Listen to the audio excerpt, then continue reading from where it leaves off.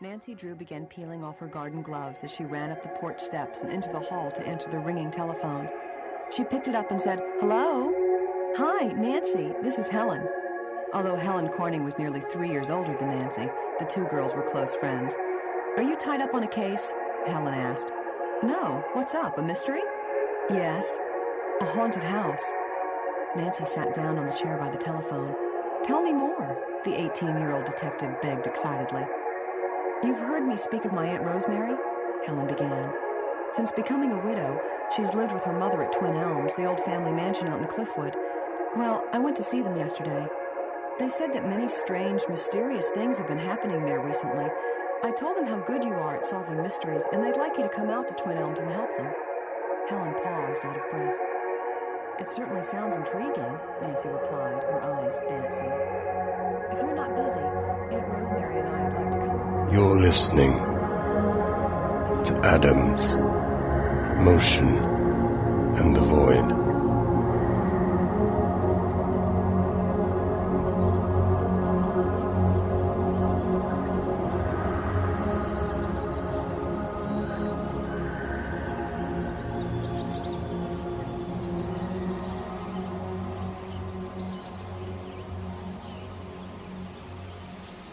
I spend a little bit of time at a local bog.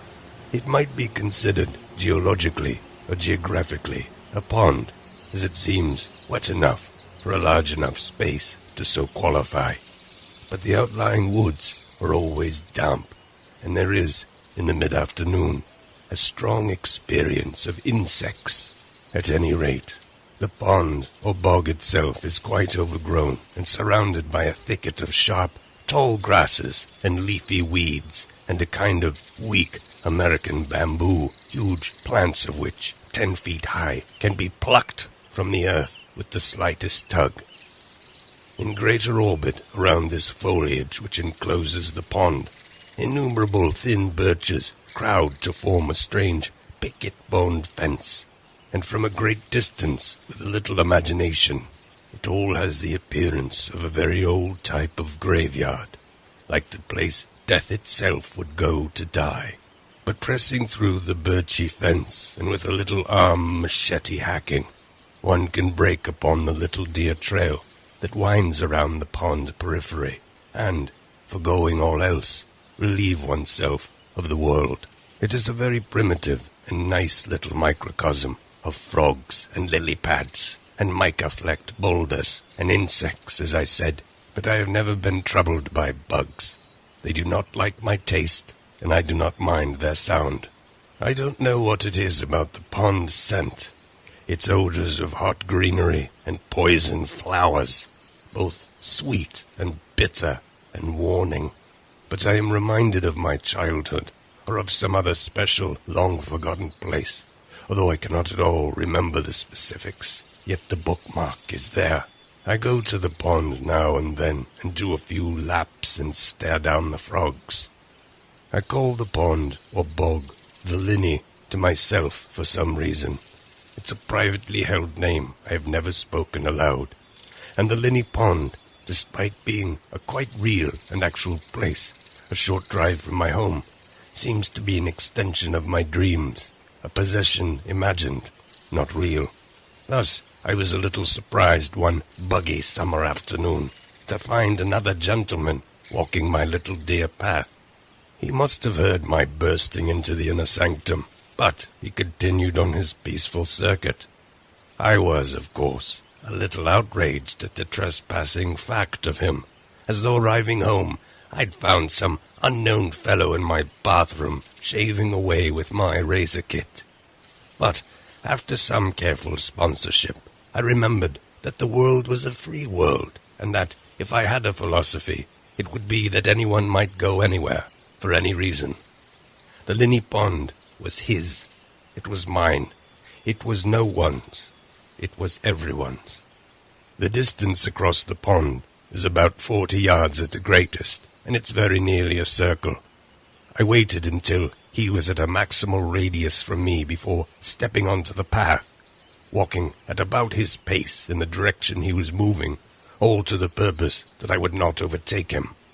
We might manage, if it was mutually desired, to peacefully coexist without the neat trick of a conversation.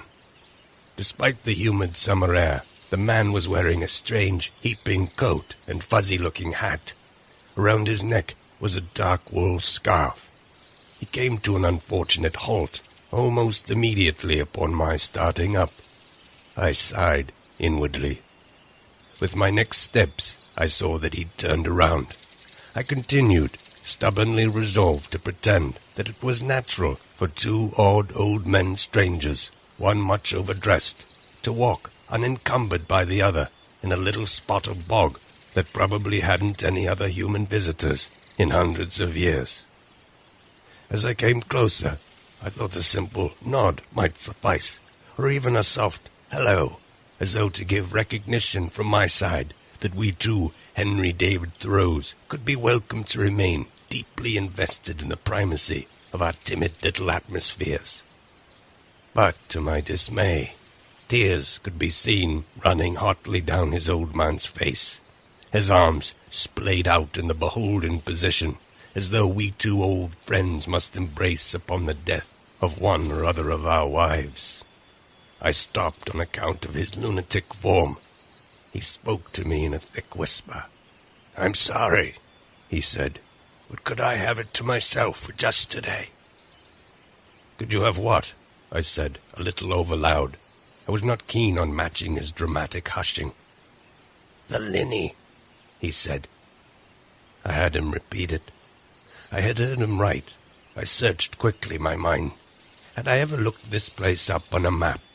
Perhaps I had once, and in so doing discovered its real name. But then I'd quickly dissolved this context and allowed myself a private calling. "I'm sorry," he said, thinking I was not understanding him. "I mean the pond here. For some reason, I call it the linny. I often let you alone, you see." "You let me alone," I said. "Yes, but now I'm dying, you see." I supposed I was too, in general, but I responded with an acknowledging nod. I turned to leave. "Thank you," he said. "My name is Winchester."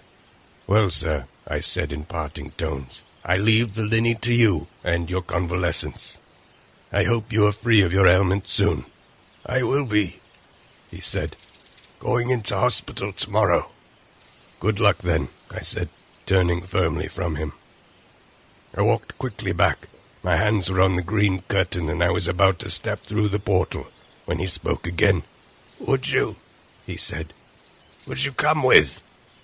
I did not respond, but I did not move either. "To the hospital? With me? I'd like to do a mourner's companion. I'd like a little company." I had not heard this term in quite some time. I recalled that a mourner's companion was a kind of book of grief that one might read to console oneself upon the death of someone close. His use of the phrase seemed wrong. I believe I would have turned this offer down cold if it were not for the fact that I was myself not feeling so well. Being in one's 70s, one rarely achieves a state of equanimity, but there are degrees. I hadn't been to a doctor in quite some time, and although the hospital was not an ideal maneuver to achieve this end, I thought it wouldn't hurt to move in the general medical direction, and perhaps find out how Winchester came to give our pond the same pet name I had. "St. James Hospital," he said. "I'm going in at 4. My procedure will be at 8. I'll be up and around the following morning, they tell me, if I make it. Removing things," he said, tapping his chest. "Will you come?" I didn't want a verbal contract of any kind abiding in the air between us. Yet my voice slipped out in quiet acquiescence, and I was shocked at how gentle I sounded. "Of course I will," I said. And Winchester came as quick as he could toward me, arms still wide, and I won't say what happened next.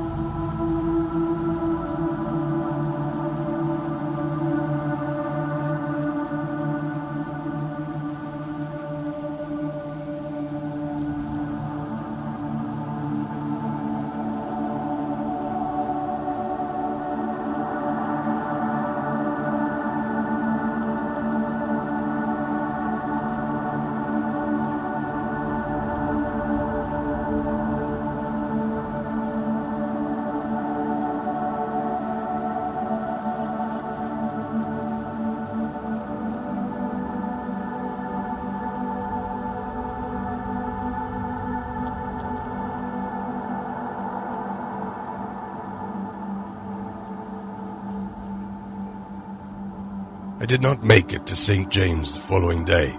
In fact, I had in the night decided on a different course, a reasonable course. I called a local doctor and got myself an afternoon appointment. In the waiting room, I fidgeted with magazines and broke out in a light sweat when, checking for my pulse, I found none. The doctor, who was bland and efficient, asked me to disrobe and lie down. He rolled me about, poked me here and there, stood me up, had me hop on a foot, leaned me left, and leaned me right. "Your heart sounds faint, which isn't necessarily bad," he said, "but the good news is that your lungs are quite clear, which actually isn't necessarily good." He was a middle fencer. Anything could go either way at any moment, but he'd be there blameless as anyone. But I was surprised at the report on my lungs, which I thought would be the black boots pulling me down to the ocean bottom. "In fact," he said, "your breathing is so faint I can hardly hear it, which is not necessarily bad." And of course, in the hooking up way the universe moves, I was shortly transported by car to St. James Hospital. It would be a 2-night and possibly 3-night stay for me. Some blood testing, some fasting, some proposed vomiting even. Dyes would be injected, scans would be had. The untouching tools of light and sound would be brought to bear. I glazed over at the nurse's rally cry of all the components and missions that would be launched upon me. I had a private room. I was lucky, they said.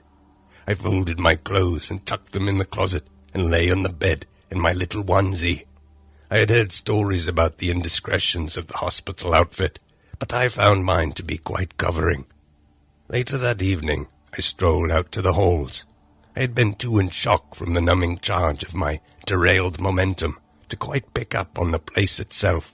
I was more peaceful now, suspended as I was, having no responsibility to continue a normal life. Firstly, as small as my room was, a child's room, a rich man's closet, the halls were as wide as roads. The ceiling in my room was quite low, but the whole ceiling went up into the rafters. The floors and the walls were comprised of white tile interleaved with black grout, but the tiles were the small square size of dice, and the grout was a good inch across. It gave a very soft feel, as though one might soon sink into the floor or be blended into a wall. At the main station, the duty nurse kindly allowed me to superview her patient chart, and I found that Winchester was being held in the floor above me. I thanked her and crossed toward an open elevator. As the doors opened on 3 and I stepped out, I found myself in a veritable funhouse. Merry finger paintings covered the walls, and in the road-wide halls were scattered tiny chairs and tiny tables covered in colored wood blocks. Either the seating chart of the duty nurse was off, or I had misread it, or, for whatever bizarre reason, Winchester was being kept with children. It was nearing 9 o'clock, and the hall light was dimmed. I could hear televisions here and there and the faint echo of lullabies and children's stories. And I found Winchester in the specified room, alone and unconscious. Because of his fuzzy-hatted large coat weepiness, I hadn't got a good glimpse of him at the Linney Pond, but I did now. The surprise was that his grey-white hair was so long. It sprawled out on either side of him, like the hair of a once attractive woman. His head was large and horsey, as were his hands and feet, and there was a sense of overtaking dark spaces. His open mouth, his great nostrils and sunken eyes, all gathered toward a blackness. His grave features, in fact, were all well summoned up, as though more than the normal amount of effort had gone into the making of his brow, his nose, his sockets. There was a wild grandness about him, as though here was the king of the horses. I did not linger. The following morning, after my quite nice breakfast, I relented having to visit him. The tiny tables and chairs, the colored blocks, all would be engaged with tiny people. I did not want to see these ill children, whom I imagined in a quite unfair way, all bald and veiny-headed, with great blood-touched bandages on their arms, or leaky tourniquets. Perhaps some of them would be laying in the hall, untended and moaning. I was also not interested in encountering that kind of dying child who has become preternaturally calm. There is nothing more disturbing than a child aware of his imminent demise, who yet is capable of living more vividly than oneself. I decided to wait until evening to go up to see old Winchester. My own testing went along. Not much was found. My heartbeat was faint, and my breathing was still strangely, nearly undetectable. This was apparently the most troubling aspect for the doctors, as despite their leaning the word nearly rather vigorously against the word undetectable, they, in fact, had not detected my breathing at all, except for when I spoke or purposefully engaged in the action. This troubled them well enough that they installed me for a full week and ran out a new gamut of stingily small, unpleasant tests, all of which had acronyms that sounded to me like sandwiches: BLTs, EBLs, and TKAs. I visited Winchester that night. He was sitting up in bed, a bowl of uneaten ice cream in the tray before him. "You came," he said in a rasp. He now observed my hospital costume with a squint. "I'm in for some tests, nothing serious. Just not breathing, apparently." Winchester smiled. "Good for you," he said. For a quick moment, he nodded off. Then, eyes closed, he said, "Get a notebook and a pen and come tomorrow, and we'll start with Annie Robbins first. She's the girl in the next room over." He gasped and tightened to one side. There was no real room for questioning.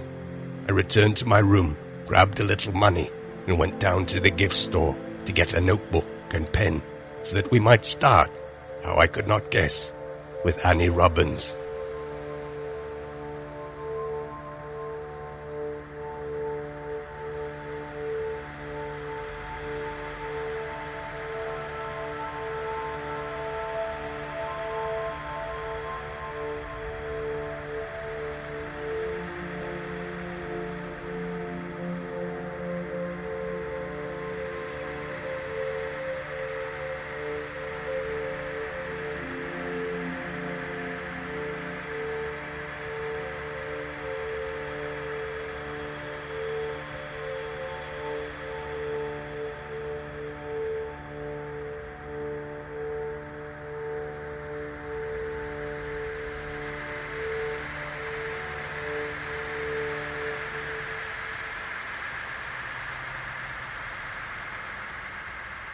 When I returned the following afternoon, I was surprised to find a quiet hall. The bold bandaged children were not up and about, but Winchester was. He was already outside his door, nearly doubled over in post-surgical stooping, as though his entire midsection had been emptied. When he saw me, he kicked into a high gear, and by the time I arrived, he was already clattering through Annie Robbins' door. "Ready?" he croaked at me. In the distance, a nurse or two moved in and out of rooms with their clipboards, and I worried that it might not be so proper for two old men, partially clad, to go visit a strange sick girl. But I followed him in, remaining near the door, just in case. Winchester hobbled across the room toward the chair near the bed. He sat down and took the hand of the little girl, laying quietly there.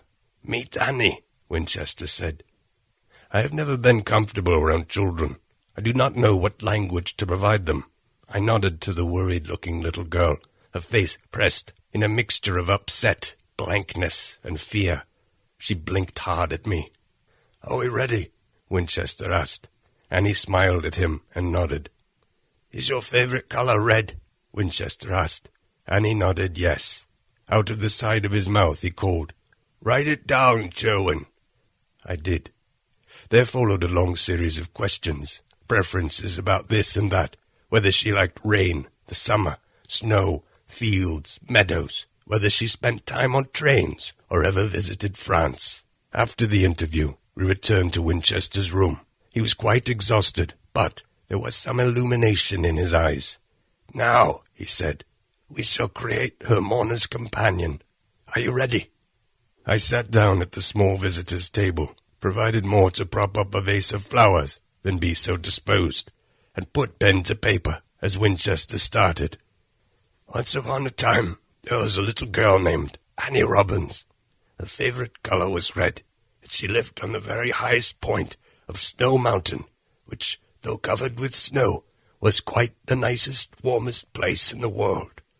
Bluebirds sang in the trees, kittens slept in the easy shadows, and there were beautiful small baskets of apples here and there across her mountain field, where daily the beautiful little girl with brown hair and blue eyes went to fly her kite, which she mounted into the breezes higher than any boy had ever done. Welcome home, little sparrow. Settle your wings and I'm at your command, 'cause I've trained in the treetops, and I've built you a nest in the palm of my hand. Soon we'll take the night home. Bury it deep in a hole in the ground. I'm as plain as a preacher, and I'm sharp as an arrow.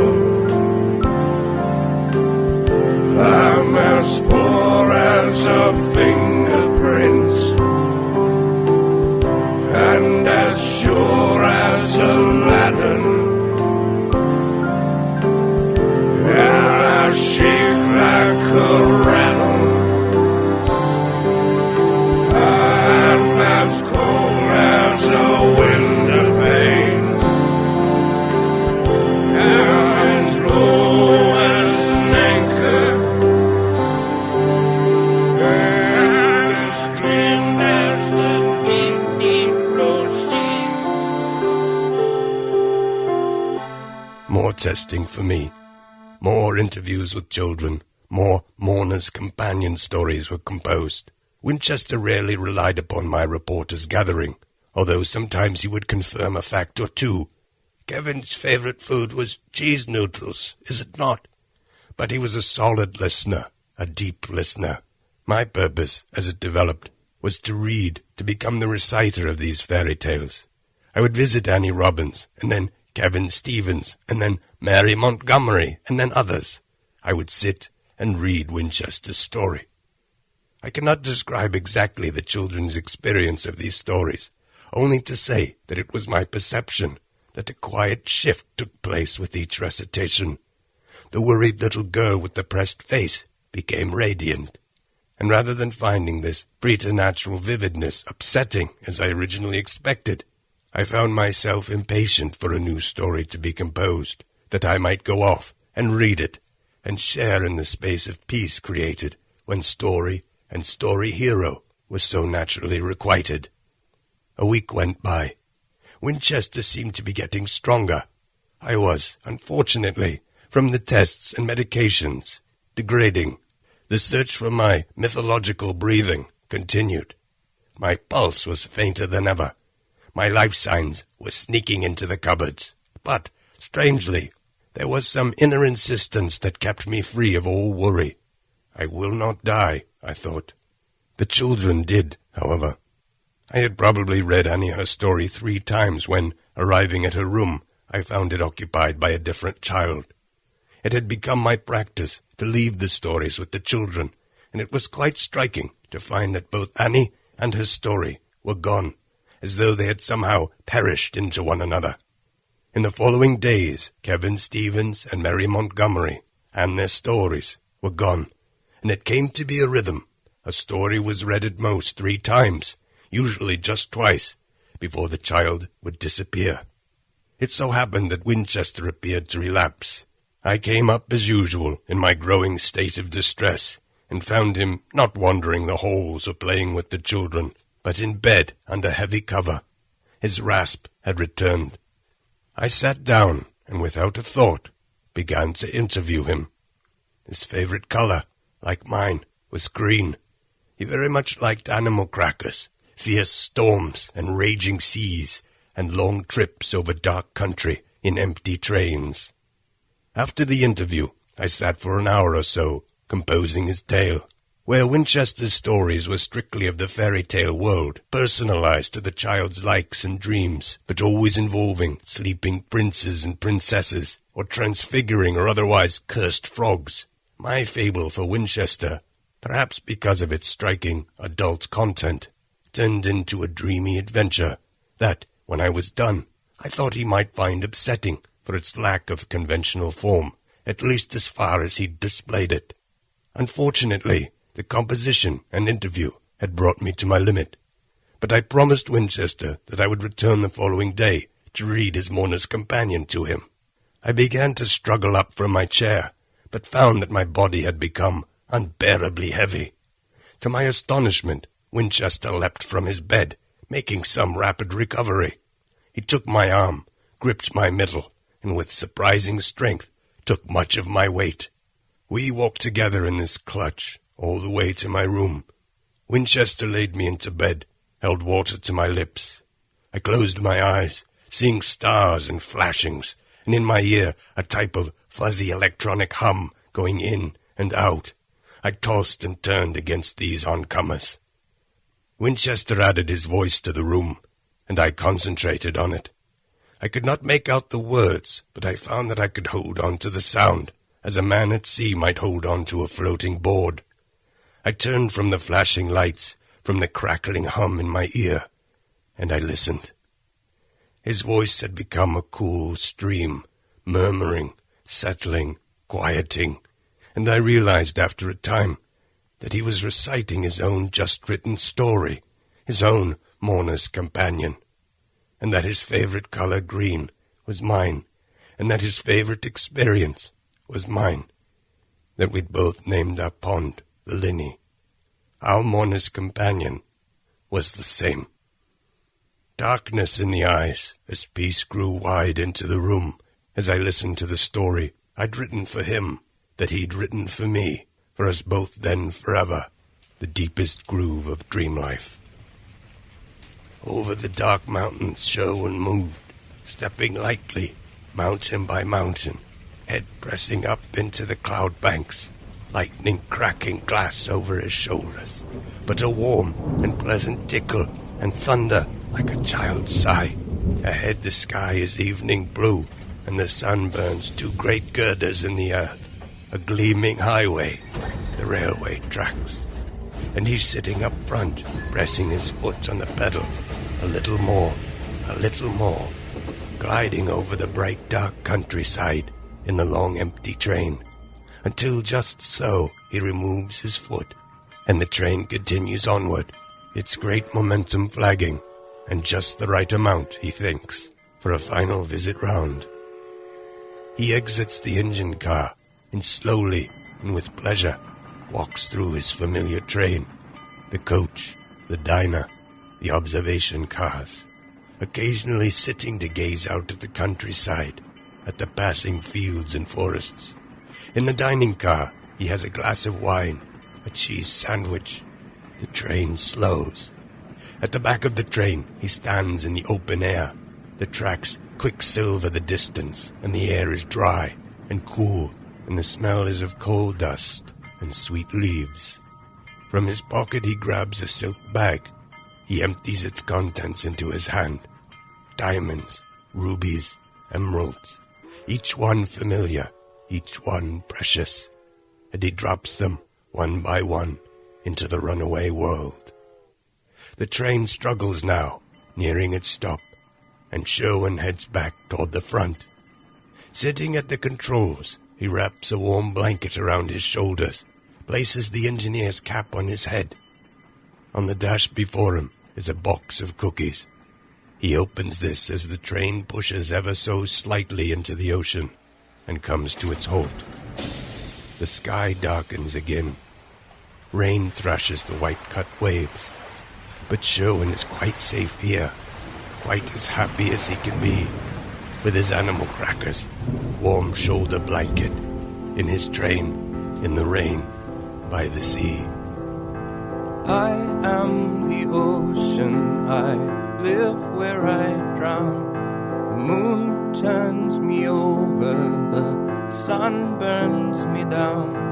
I am the mountain, I rise like a wing. The wind is my shepherd, the trees are my king. What can I do?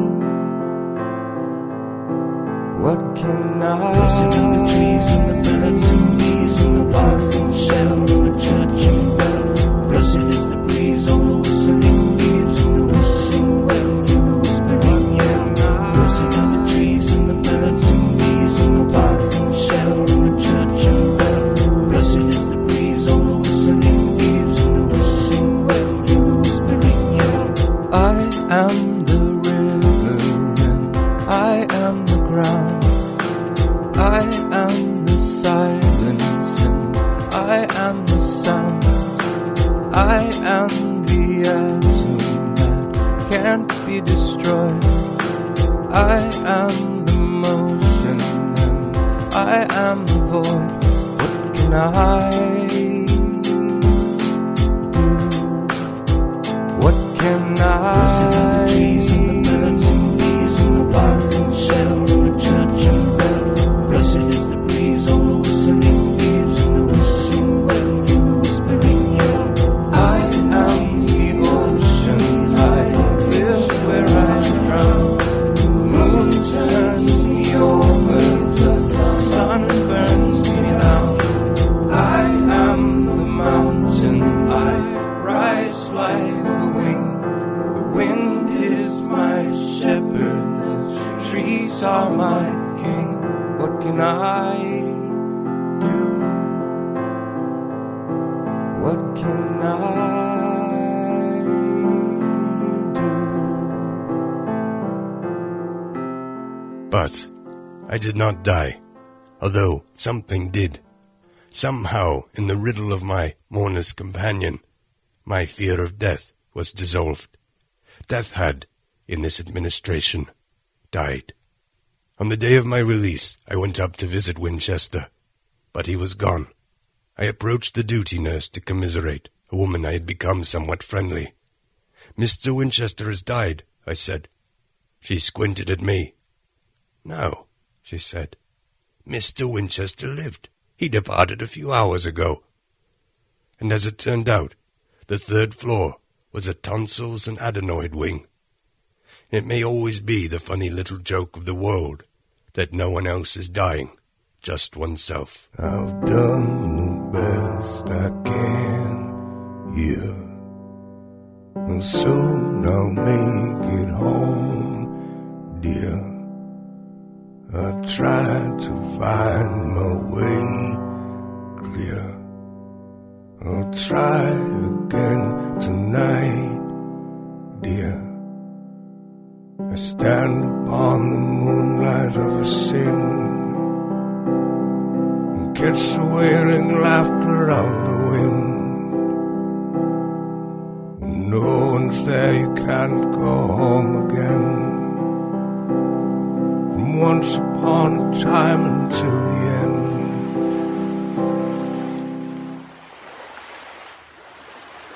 You've been listening to Atoms, Motion, and the Void.